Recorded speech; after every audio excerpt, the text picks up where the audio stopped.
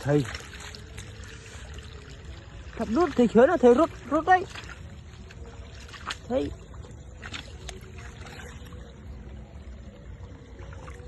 cái bàn ăn anh sao mà linh nhá bạn thấy mùi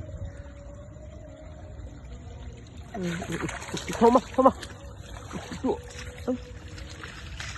nè bàn riêu mới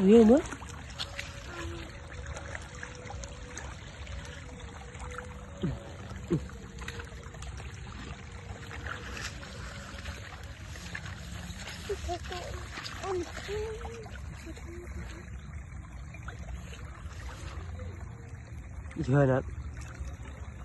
tôi tụa